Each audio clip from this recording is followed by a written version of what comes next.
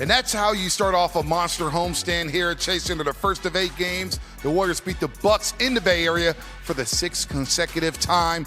They outlast Giannis Antetokounmpo 120-113. They even covered the spread for all you gamblers out there.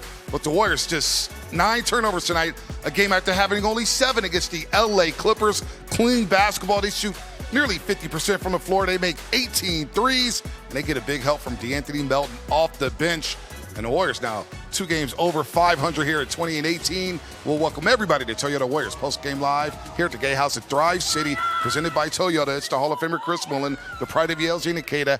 I am Bonte Hill, the 3-point shot, and I love Gina the way the Warriors weathered that storm. The Bucks come out at halftime, scored the first 8 points in the third quarter, and the Warriors said, you know what, we got this. They increased their lead to 17 points before holding on and winning by 7. Well, Steph Curry led that because he took care of business in that third quarter, but particularly loving the ball hopping around, 31 assists. The Warriors making a habit of that now, just being able to share the ball and get some opportunities for multiple players. You see someone pop off the bench like a D'Anthony Melton, obviously continuing the production that the Warriors bench has produced in these games, and then executing defensively, not allowing Ryan Rollins and Kevin Porter Jr. to go off in the backcourt.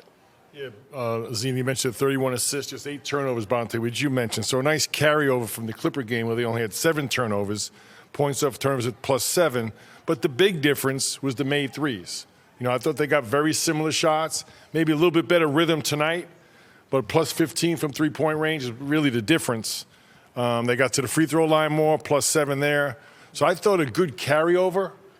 Because that was a demoralizing loss in L.A. And we mentioned they did a lot of good things. They picked up where they left off and just made more shots tonight, I think, which is really encouraging. How about again against a bigger Bucks team? 8 offensive rebounds for the Dubs, just 5 for Milwaukee, but a 22-4 advantage, Zena, when it came to second chance points. Now, you knew that the Milwaukee Bucks were not going to go to the basket. That's what they like to do. They like to turn around as soon as shot goes up and get out in the open court to allow a Giannis Antetokounmpo to just beat guys up the floor. However, you just love the fact that they were capitalizing on those offensive rebounds and being able to create extra offense for them. But Bob, you mentioned the Warriors got 8 offensive rebounds for 22 points. Yeah. And the Bucks got 5 for 4 points. Yep. So that tells me not only were they finishing in the paint, but also kicking out and finding an open man. That's where those 31 assists came from. And the +7 when it came to points off turnovers. A good night offensively for the Golden State Warriors. And you know who's starting to find a rhythm? It's Al Horford, who's standing by with Fitz and Buki. It is so good to see Al Horford healthy. Tell us about tonight bouncing back from a difficult loss against the Clippers, because you and D'Anthony Melton kind of led the way off the bench. Yeah, it was tough, so we needed to come out here with a lot of energy, and I felt like we did that early on, and that's what we were trying to do, just get a spark and get the team going. You've been impressive moving your feet. How good do your legs feel? You had another great block tonight. You're defending at the rim. You're defending at the three-point line. You're all over the place. I'm feeling better and better. You know, it's taken me some time, but I'm starting to get healthy again, and it's just exciting to be back on the floor and back with the flow of the team. How about the double big?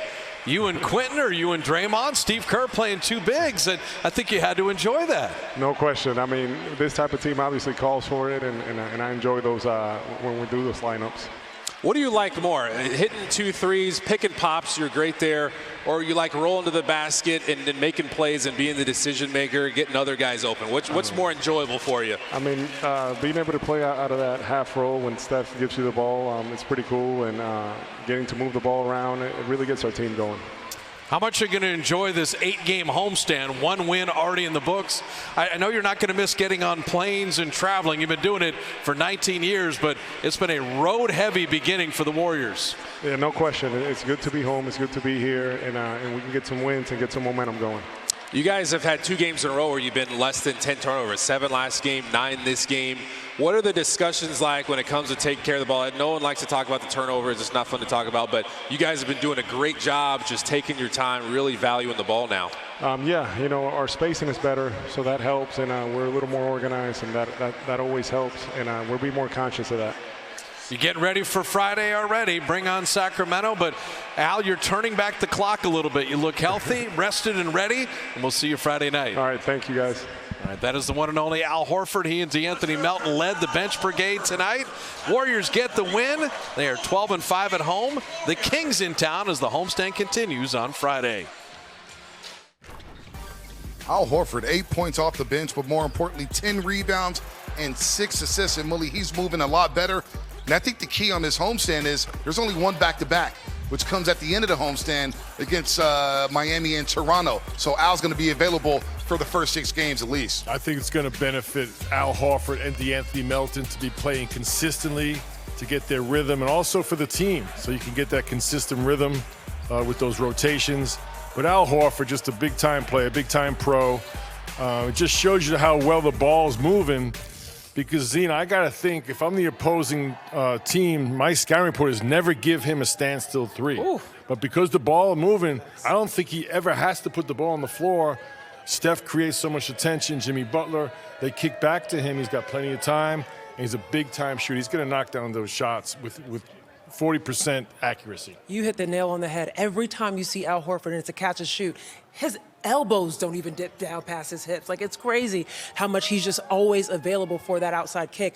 You look at the top 5 lineups in terms of plus minus tonight. Al Horford's in 3 of them. And the interesting thing is the pace of them is under 90 points per 100 possessions, but that's okay because they're taking care of the ball. They're making the right decisions in .5 basketball. They don't need to rush, especially when someone is out there like that in Al Horford. And then DeAnthony Melton, look, he came into the game, he was struggling from the three-point line. Now he's trying to find his rhythm coming off the torn ACL. But DeAnthony Melton, 22 points off the bench, 5 of 9 from the three-point line. In his first 12 games, he shot 22% from 3 and just 34 from the floor. But Mully, you said it during the game. He doesn't look like a 22% shooter from the three-point line. He's been moving well on both ends of the floor. Looks much healthier, moving well, Bonte.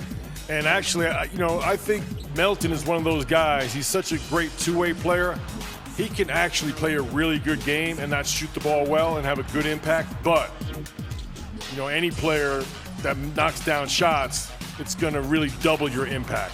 And if he's able to knock down these shots, 5 of 9 tonight, and his efficiency numbers off the charts just in 25 minutes, it takes his impact to a whole nother level. This is good news. You just said 25 minutes. That number of over 24 minutes was exactly what the Warriors wanted to get DeAnthony Melton to eventually maybe potentially have him starting alongside of Steph Curry. He just needed to get better from that injury. But talking about those points, so second chance points that the Warriors did so well in, 9 of them came from DeAnthony Melton. We saw in some of those clips, it's just getting a rebound, him relocating, spotting up, great release, solid arc. I mean, he looks so good out there and just being able to hit those shots. And Zena, I thought it was key in that third quarter when the Bucks were making their charge. They were making their push to get back into this basketball game. Melton hit some timely threes, yes, wide open and in a rhythm. And it was, again, all of these shots coming, a lot of them at least, coming off of the second chance points. You got to, it's so underrated of a skill, but you got to relocate. Make sure your bigs or whoever's in there in the paint is able to see you when you pop out. And he found little gaps and continued to just be ready to hit, balance arc, and just being able to go up. And Bonte, we saw the numbers pregame with the subs, how their shooting has dropped. And you just mentioned the word rhythm. Right? So DeAnthony Melton looked like he was in great rhythm tonight. Al Horford looked like he's in great rhythm. Steve Kerr played 5 guys off the bench. They all played double-figure minutes. There you That go. matters, right? I think it does. Absolutely. To find your rhythm, maybe a little bigger spurt than 4 or 5 minutes helps, I think, the rhythm of the game. No doubt about that. And one guy who played well offensively. This is why I don't put a lot of stock in the plus-minus. Because you look at Draymond Green's night and his impact offensively, and he had to battle with Giannis Antetokounmpo. That's not an easy task. Giannis finished with 34 points, 10 rebounds, and 5 assists. But Draymond Green, he made 3 threes tonight. 14.7 assists, 3 rebounds there. Again, the plus-minus doesn't make a lot of sense to Zena because he was very impactful, especially in the second half offensively.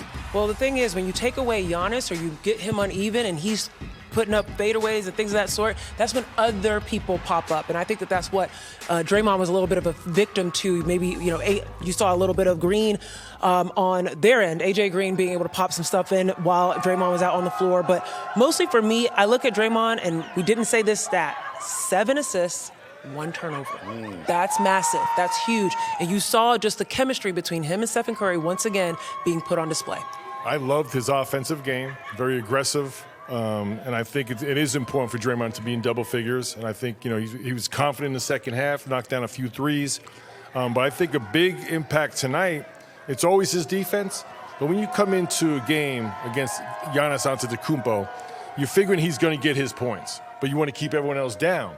When you have a player like Draymond, you don't have to double team Giannis. You can stay home and almost allow him to get his 30. He had a big-time game, but I don't think it had the impact on his teammates because you're able to play with single coverage because of Draymond. Yeah, no doubt about that. Ryan Rollins and Kevin Porter Jr. combined for just 25 field goal attempts because Draymond's able to play straight up on Giannis. Therefore, you don't have to double off those three-point shooters. Draymond, look, when he hits two or more threes, you know my favorite stat, Zena.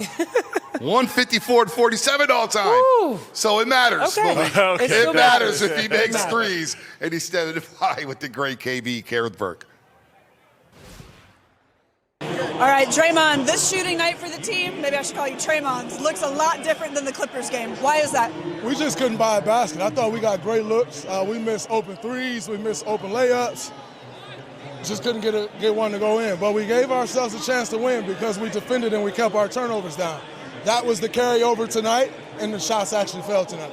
D'Anthony Melton, 22 points. What are you seeing from him now that he's healthy? He's starting to get that burst back, right? He's getting his speed back. He's getting his legs back underneath him.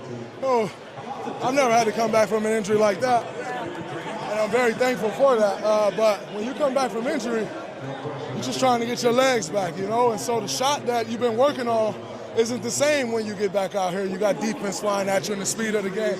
And he's starting to find that rhythm now. He's blowing by guys again, shots starting to fall, and he's doing what he does defensively. And you were questionable for this game with an ankle sprain, but it looked like you really wanted that matchup against Giannis. Why is that? I love playing against the greats. The games when you don't play against greats, it's the tougher games for me.